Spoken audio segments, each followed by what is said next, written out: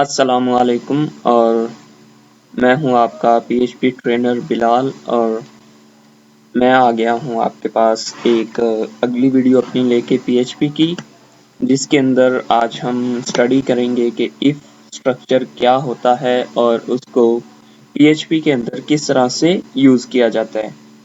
तो पिछली वीडियोस के अंदर एक दो फ्रेंड्स का कमेंट आया कि आपने जो दो वेरिएबल्स के दरमियान स्पेस दी थी वो किस वजह से दी थी। तो ये एक अच्छा क्वेश्चन है कि आखिर किस वजह से दी गई है। तो उसके मुतालिक भी आज हम पहले बात करेंगे, बिकॉज जो भी आपके क्वेश्चंस होंगे उनको सबसे पहले रिपीट किया जाएगा और उसके बाद अगला टॉपिक स्टार्ट किया जाएगा। तो मैं उसी पेज पर हूँ। तो सबसे पहले मैं अपना सर्वर स्टार्ट कर लूँ। ये रहा अपाचे। तो ये सर्वर स्टार्ट हो गया है और मैं उसको एक्सेस करता हूँ अपने क्रोम पर।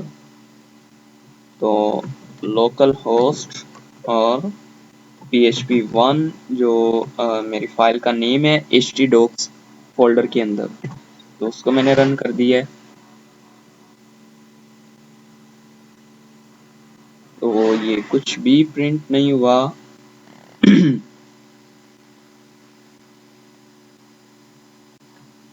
बिकॉज मैंने इसको सेव नहीं किया हुआ था। Sorry, this is my mistake. मैंने इस पेज को सेव नहीं किया था, तो इसको मैं दोबारा रन करता हूँ, रीलोड करता हूँ। तो ये आ गया I am your PHP trainer. तो पिछले प्रोग्राम के अंदर मैंने यूज़ किया था कि दो वेरिएबल्स के दरमियान मैंने स्पेस दी थी, जीसीटी डॉट ये स्पेस और उसके बाद दूसरा वेरिएबल मिला। ओके, तो इस तरह से मैंने किया था। तो इसको हम चेक करते हैं कि क्या आउटपुट आई थी। तो यही आउटपुट आई थी पिछले प्रोग्राम के अंदर, पिछली वीडियो के अंदर, जिसके अंदर मैंने आपको बताया था कि एको क्या है, प्रिंट क्या है, उसके अंदर यही आउटपुट आई थी। तो मेरे फ्रेंड्स ने मुझे पूछा कि आखिर ये स्पेस क्यों दी गई है। तो ये स्पेस सिर्फ इसलिए दी गई है कि ताकि हम जीसीटी की वैल्यू और डॉलर बिलाल की वैल्यू के दरमियान थोड़ी सी स्पेस को एडजस्ट कर सकें। कि जैसे कि अगर मैं स्पेस को हटा देता हूँ, ये स्पेस ख़त्म कर दी गई है और मैं इसको सेव करके रन करता हूँ। तो ये देखें 30 और IM के दरमियान पहले स्पेस थी, लेकिन अब स्पेस नहीं है। तो ये स्पेस क्रिएट करने के लिए ही मैंने एक्स्ट्रा स्पेस को ऐड किया था ऐसे। तो इसको मैंने इस तरह से एक्स्ट्रा स्पेस को ऐड किया है। तो ये अब दोबारा से 30 और IM के दरमियान एक स्पेस क्रिएट कर दी गई है। तो अब एको के मुतालिक एक और बात जो मैंने नहीं बताई आपको, वो मैं आपको इस वीडियो के अंदर बताता हूँ कि आप HTML का कोड या HTML के टैग्स को अपने PHP की एको की कमांड के अंदर एज इट इज़ टाइप कर सकते हैं। जैसे कि मैं इसको रिमूव कर देता हूँ और यहाँ पर एक हेडिंग दे देता हूँ H1 और यहाँ पर मैं एक हेडिंग दे देता हूँ कि बिलाल मलिक। तो दिस इज माय नेम और इसको मैं अब रन करता हूँ। तो ये एक HTML की कमांड है, HTML का टैग है, हेडिंग का टैग है, जिसको हमने यूज़ करके मैंने अपना नेम प्रिंट किया है। तो मैं इसको इसके अलावा भी मैं कर सकता हूँ कि यहाँ पर मैं लिख देता हूँ I am your PHP trainer. तो ये कर देता हूँ। तो इसको मैं रन करता हूँ तो सेम वही आउटपुट आएगी, बस जो मैंने लिखा है वो चेंज हुआ है। तो इसके अलावा अगर आप एक हॉरिजॉन्टल लाइन लगाना चाहते हैं तो उसके लिए HTML के अंदर जो टैग है वो है HR। तो इसको मैं यूज़ करता हूँ। तो देखते हैं क्या होता है। HR लगाया तो ये देखें जहाँ पर लिखा हुआ था I am your PHP trainer, उससे थोड़ा सा ऊपर एक आपको हॉरिजॉन्टल लाइन नज़र आ रही है। उसके अलावा अगर हम यहाँ पर कॉपी का साइन लगाना चाहते हैं, यानी कि जो कॉपीराइट आता है, तो कॉपी लगा देते हैं और इसको प्रिंट करते हैं। तो ये आपके सामने एक छोटा सा सर्कल के अंदर C लिखा आ रहा है, जो कि अक्सर कॉपीराइट के लिए होता है। तो इस तरह से हम अपने PHP के अंदर किसी भी किस्म का HTML का कोड लिख सकते हैं। अभी मैं आपके सामने एक और एग्जांपल लिखता हूँ कि मैं अपनी एक हेडिंग लगाता हूँ H2 की और H2 और इसके अंदर मैं लिख देता हूँ Bilal Malik and I am your PHP trainer. तो ये आ गया। तो अभी मैं इसको जब रन करूंगा तो ये आ रहा है एक ही लाइन के अंदर। तो मैं चाहता हूँ कि I am your PHP trainer नीचे आए एंड बी नीचे ही आए। तो यहाँ पर मैं क्या करूँगा कि हम HTML के अंदर जब करते थे तो वहाँ पर एक BR टैग यूज़ होता है। तो जब मैं HTML की तरफ आऊँगा, CSS की तरफ आऊँगा, तो मैं आपको बताऊँगा कि सारे टैग्स क्या हैं और क्या क्या यूज़ है उनका। तो अभी फ़िलहाल मैं आपको सिंपल से टैग का बता रहा हूँ कि हेडिंग का टैग है, हॉरिजॉन्टल लाइन का टैग है। तो अब हम यहाँ पर मैं एक ब्रेक लगा देता हूँ BR। तो HTML के अंदर BR टैग यूज़ होता है ब्रेक करने के लिए, लाइन को ब्रेक करने के लिए। तो मैंने इसको सेव कर दिया है लिख के। तो मैं इसको रन करता हूँ। तो जैसे ही मैंने रीलोड किया तो बिलाल मलिक की वाली लाइन से and I am your PHP trainer नीचे आ गया है। तो अगर मैं इसको ख़त्म कर देता हूँ तो वो वापस ऊपर चला जाएगा। ये तो इस तरह से आप एको के अंदर अपना PHP का कोड भी लिख सकते हैं। तो अब हम फर्दर प्रोसीड करते हैं इफ़ की तरफ कि इफ़ क्या है और उसका क्या यूज़ है। तो सबसे पहले तो हम देखते हैं कि इफ़ कंडीशन है। इफ़ के बाद ये इसका सिंटैक्स है कि इफ़ कंडीशन और उसके बाद कोड।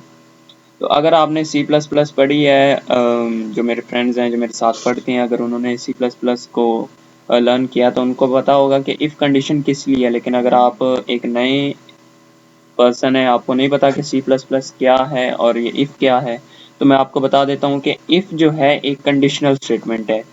इसके अंदर क्या होता है कि एक कंडीशन होती है कि अगर वो सेटिस्फाई होगी, अगर वो कंडीशन मुकम्मल होगी तो हमारा कोड चलेगा। अगर हमारी कंडीशन मुकम्मल नहीं है तो कोड नहीं चलेगा। तो यहाँ पर जैसे कि एक एग्जांपल है कि अगर मैं डॉक्टर हूँ तो मैं इलाज करूँगा। अगर मैं डॉक्टर हूँ तो इलाज करूँगा। जब मैं डॉक्टर ही नहीं हूँ तो इलाज किसका मैंने करना है तो और कैसे करना है। तो यहाँ पर मैं एक कंडीशन लगाता हूँ कि मैं GCT को देखता हूँ कि GCT अगर GCT 30 से छोटा है तो क्या एको करे,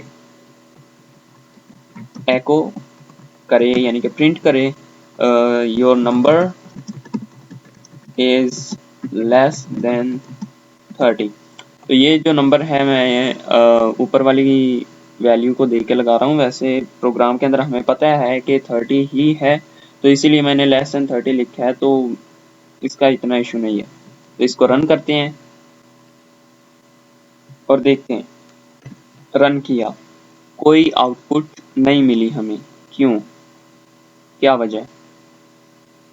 इसकी वजह ये है कि हमारी कंडीशन फॉल्स है, मतलब हमारी कंडीशन गलत है, हमारी कंडीशन नहीं चल सकती।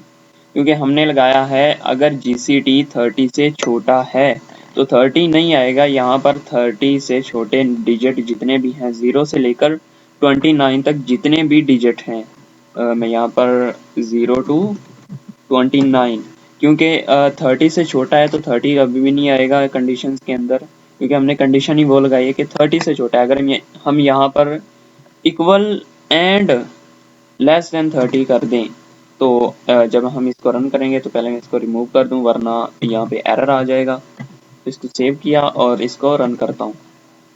तो ये आ गया your number is less than 30। तो हमारी अब कंडीशन ट्रू है। लेकिन अगर हम चाहते हैं कि हम इसको ट्रू ही रखें तो हम कर देते हैं ग्रेटर देन 30। तो अब भी जो है हमारी कंडीशन फॉल्स है, क्योंकि अब ग्रेटर देन 30 का मतलब ये है कि वैल्यू 30 नहीं प्रिंट होगी, यानी कि वैल्यू 30 यूज नहीं होगी, 31 से स्टार्ट होगी और सो ऑन चलती जाएगी। तो अगर हमने यहाँ पर भी कंडीशन को ट्रू करवाना है, कंडीशन को सही करवाना है, तो यहाँ पर हम लिख देते हैं कि GCT greater than equal to. तो या ये करते हैं तो रन करते हैं तो वही की वही आई है। एक मिनट, मेरे प्रोग्राम के अंदर गलती है। ग्रेटर देन इक्वल टू का साइन बाद में आएगा। तो ये मैं इसको रन कर देता हूँ और ये आ गया your number is less than 30। तो इसी तरह हम C++ के अंदर कर रहे थे कि अगर कंडीशन के अंदर सपोज के कंडीशन ये है कि अगर इंटीजर की वैल्यू यानी कि सपोज के एक इंटीजर n है, उसकी वैल्यू अगर 10 से बड़ी है तो प्रिंट करे कि प्रिंट या सी प्लस प्लस के अंदर तो सी आउट यूज होती है, तो सी आउट को करते हैं your number is greater than 10। तो सी प्लस प्लस के अंदर जो कोड लिखा जाता है वो इस तरह से आएगा। तो अब हम आगे फर्दर प्रोसीड करते हैं कि ये सी प्लस प्लस का कोड है और वो PHP का कोड है। तो इसको मैंने रिमूव कर दिया और हम सिर्फ और सिर्फ PHP के अंदर रहते हैं। बाकी चीज़ें भी मैं आपको करवाऊंगा, लेकिन वो PHP और डेटाबेस के बाद करेंगे। तो इसको सेव किया और यहाँ पर मैं कंडीशन कोई और लगा देता हूँ कि अगर ये कंडीशन 10 से बड़ा है या इक्वल है तो ये क्या शो करवाएगा। तो वही आउटपुट शो हो रही है क्योंकि हमारी कंडीशन सही हो रही है। उसके बाद इफ के बाद अगर हम जानते हैं कि हमारी कंडीशन अगर सही है तो ये चलेगा, लेकिन अगर हमें मालूम है कि हमारी कंडीशन अगर गलत हो जाए, कि अगर हम किसी इंसान के पास जाएं, अगर हमें पता है कि वो डॉक्टर है तो वही काम कर देगा, लेकिन अगर वो डॉक्टर नहीं है तो फिर हम क्या करेंगे। तो उसके लिए जो स्ट्रक्चर यूज होता है वो इफ एल्स का होता है। तो एल्स, ठीक है, एल्स का मतलब होता है कि अगर कंडीशन सही होगी तो कंडीशन के मुताबिक वैल्यू चलेगी, और अगर कंडीशन सही नहीं होगी तो कंडीशन के बाद जो चीज़ है, यानी कि अगर एक बंदा डॉक्टर है तो वो ये काम करेगा, अगर वो नहीं है तो वो ये काम करेगा। इसी तरह से ये हिसाब है कि अगर GCT की वैल्यू 10 से बड़ी है तो लेस देन 30 प्रिंट होगा। एक मिनट में इसको ज़रा सेटअप कर दूं कि अगर लेस देन इक्वल टू 30 है, अगर हमारी कंडीशन जो है ट्रू होती है, यहाँ पर मैं 25 कर देता हूँ ताकि पहले कंडीशन ट्रू को चलाएं और उसके बाद फॉल्स को चलाएं। More than 30। तो GCT की वैल्यू 25 मैंने फिक्स की है, ठीक है। तो अब हम प्रिंट करते हैं उस नंबर को कि अगर हमारी कंडीशन गलत होती है तो क्या होगा। तो यहाँ पर हम एको कर देते हैं कि क्या प्रिंट होगा, कि अगर हमारा नंबर 30 से छोटा है तो क्या प्रिंट होगा, और अगर हमारा नंबर 30 से बड़ा है तो क्या प्रिंट होगा। और यहाँ पर अब GCT की वैल्यू है 25, तो हमारी कंडीशन के अंदर ये है कि एक मिनट, लेस देन, ठीक है, हमारी कंडीशन के अंदर ये है कि अगर हमारा नंबर 30 से छोटा है तो ये प्रिंट होगा कि your number is less than 30। और अगर नंबर छोटा नहीं होता सपोज, तो यहाँ पर क्या प्रिंट होना चाहिए कि your number is more than 30। तो ये आ गया। तो सबसे पहले हम ट्रू कंडीशन करवाते हैं। GCT की वैल्यू 25 है तो इसको रन करते हैं। तो ये आ गया your number is less than 30 because मैंने स्टेटमेंट चेंज नहीं की। मैं यहाँ पे स्टेटमेंट चेंज कर देता हूँ, hi there and your number is less than 30। इसको मैं रन कर देता हूँ। तो हमारी कंडीशन फिलहाल ट्रू है, हमारी कंडीशन फिलहाल चल रही है। तो इसको हम रन करते हैं तो ये आ गया hi there and your number is less than 30, यानी कि हमारा नंबर 25 है। तो उसने कंडीशन को ट्रू किया और उसको चला दिया है। उसके बाद अब हम कंडीशन को करेंगे फॉल्स के। अब हम कंडीशन की वैल्यू चेंज कर देते हैं कि यहाँ पर हम कर देते हैं 35 कर देते हैं, कि GCT की वैल्यू 35 कर देते हैं और कंडीशन में 30 ही रखते हैं। तो अब हम इसको रन करते हैं तो ये आ गया your number is more than 30। तो इसके अंदर हुआ क्या है, इस स्टेटमेंट के अंदर हुआ क्या है वो ये है कि सबसे पहले हमने GCT की वैल्यू को डिफाइन कर दिया कि वो 35 है। उसके बाद कंट्रोल आया इफ की स्टेटमेंट के ऊपर, उसने चेक किया कि कंडीशन क्या है, GCT की value less than equal to 30 है। तो उसने देखा कि नहीं है, तो वो उसने मुकम्मल का मुकम्मल कंट्रोल छोड़ दिया इफ के ऊपर और वो आ गया एल्स की स्ट्रक्चर के ऊपर, कि एल्स के ऊपर उसने फोकस किया कि अगर इफ का स्ट्रक्चर रॉन्ग है तो वो एल्स के ऊपर आएगा। तो इसी तरह जब भी कंडीशन सही होगी, कंडीशन के अंदर ये होता है कि एक पार्ट ने चलना ही चलना है। अगर एक गलत है तो दूसरा ज़रूर चलेगा, और अगर दूसरा गलत है तो पहला ज़रूर चलेगा। तो आई होप सो कि आपको इफ़ एल्स का समझ आ गई होगी। तो इस तरह से आप मुझे जो भी मेरी मिस्टेक्स हों या आपको जो कोई चीज़ समझ ना लगे तो आप मुझे कमेंट बॉक्स के अंदर बता दें। और मैंने जो ग्रुप्स क्रिएट किए हैं व्हाट्सएप के, गर्ल्स के, बॉयज़ के, अलग-अलग, तो आप उनको भी ज्वाइन कर सकते हैं। लेकिन उनके लिए आपको वेरिफिकेशन करनी पड़ेगी कि आप, because security is our first priority. तो आप उनको भी ज्वाइन कर सकते हैं। तो अगर कोई उनको ज्वाइन करना चाहता है तो मैं बॉयज़ के लिंक को डिस्क्रिप्शन में दे दूंगा। लेकिन अगर कोई फीमेल हमारे ग्रुप को ज्वाइन करना चाहती हैं तो उनके लिए वेरिफिकेशन करनी पड़ेगी। पहले वेरिफिकेशन से पहले किसी फीमेल को फीमेल ग्रुप के अंदर ऐड नहीं किया जाएगा। तो आपसे रिक्वेस्ट है कि आप हमारे इस चैनल को ज़रूर सब्सक्राइब करें और अपने मज़ीद दोस्तों से हमारे इस चैनल को इंट्रोड्यूस करें, ताकि उनको भी इस चीज़ की नॉलेज हो और वो अपने आप को इन्हेंस कर सकें, अपनी कोडिंग को इन्हेंस कर सकें, अपनी प्रोग्रामिंग को इन्हेंस कर सकें। तो आई होप सो कि आपको ये इजी लग रहा है, क्योंकि आपने C++ पढ़ी है। लेकिन अगर आपने C++ नहीं भी पढ़ी तो फिर भी मैं आपको इंशाल्लाह बहुत ही इजी मेथड के साथ टीच करूँगा। तो अभी के लिए अल्लाह हाफिज़, और अगली वीडियो में मैं आपके साथ मिलता हूँ इफ़, एल्स और इफ़। वैसे मैं आपको ये टास्क दे रहा हूँ कि आप इफ़, एल्स, इफ़ के स्ट्रक्चर को खुद से करें। उसका मैं स्ट्रक्चर यहाँ पे डिफाइन कर देता हूँ कि उसका स्ट्रक्चर कैसा होता है। इफ़, कंडीशन, एल्स और इफ़। तो आपने क्या करना है कि कमेंट बॉक्स के अंदर एक कोड लिखना है, कि कोई भी कोड लिख दें, इसका इशू नहीं है।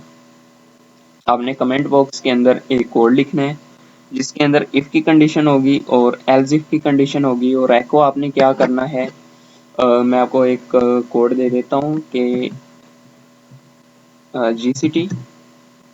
GCT या चलें नेम इज़ इक्वल टू 30। तो आपने कंडीशन लगानी है कि अगर नंबर 30 से बड़ा है तो ये प्रिंट हो, और अगर नंबर 30 से बड़ा है तो आपका नेम प्रिंट हो, और अगर 30 से छोटा है तो आपका सर नेम प्रिंट होगी, कि आपका फादर नेम प्रिंट हो या आपका कोई सेकंड नेम प्रिंट हो जाए। तो आपके लिए ये टास्क है, आपने ये करना है, और आपने मुझे कमेंट बॉक्स के अंदर ज़रूर बताना है। और हमारे इस चैनल को सब्सक्राइब करें और अपने दोस्तों के साथ भी शेयर करें। अल्लाह हाफिज़। Free Program Camp. Subscribe now.